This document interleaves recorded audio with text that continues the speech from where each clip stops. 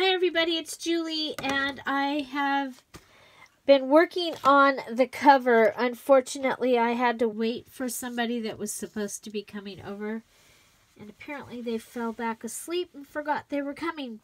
But I had to continue to work on this because I need to get it done. So this is the cover as it is right now. And I happen to have a necklace that had her name on it, so I've added it to the front. And I have used some of this rose ribbon. I've cut the pieces off and used them around the outside, as well as some of these little ribbons. Okay, and then I also have used some of this ribbon here to just put it here, and then a piece of it up here. Okay, and so I have a couple more places I think I want to add some of these pink bows, or pink roses, so we'll do that. I needed to do the cover next so that it would dry, so that in the morning I can work on the rest of the book, and it will be finished. So I think it's pretty exciting. I'm liking how it's turning out. What do you think? So yeah, so we have a couple more of these pink to put in. Let's see. I did also added a ruffle here. There's a piece of the tablecloth here. There's a piece of lace and a piece of lace, and then some washi tape that frames it here. This heart here, and it is vintage. And then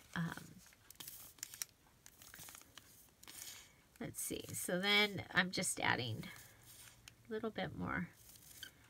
These roses.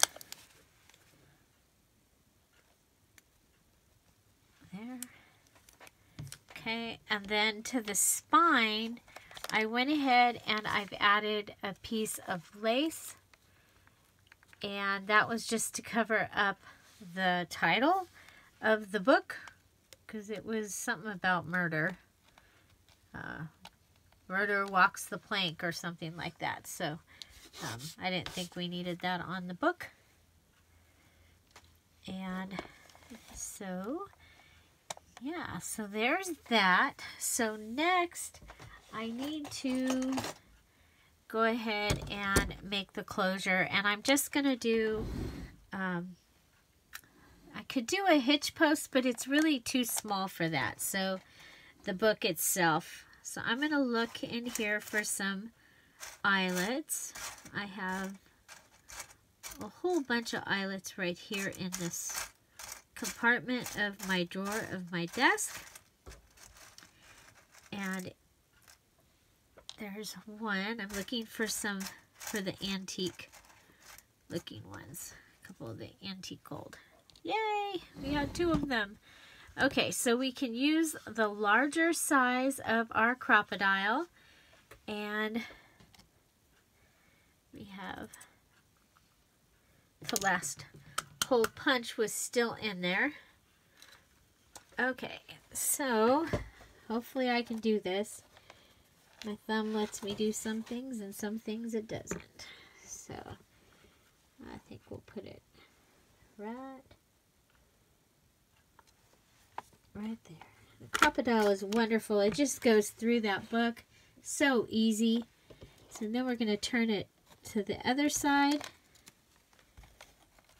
And let's see, right here. Make sure we go on the large one, that we only have the book. There we go. Okay, so now we're going to set the eyelet.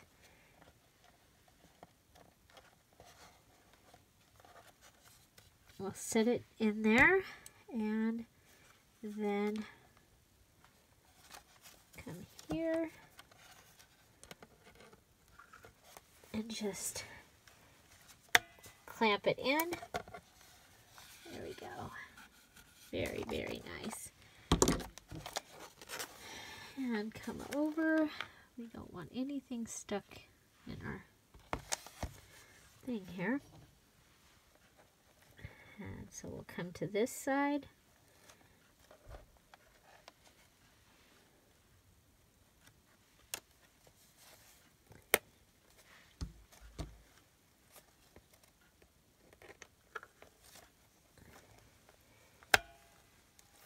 And there we go.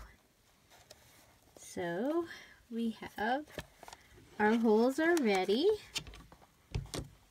We can go ahead and I'm just going to go ahead and use this ribbon since we have it.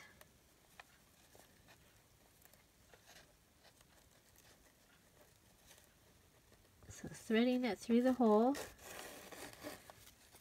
Okay. And want to have enough to be able to tie it.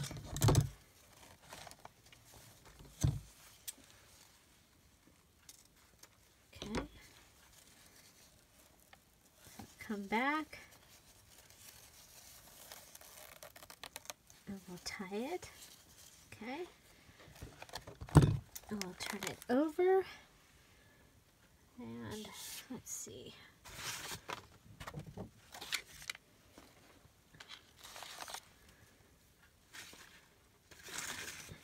We'll grab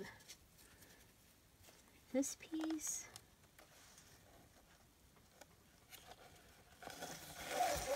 Do the same thing on this side.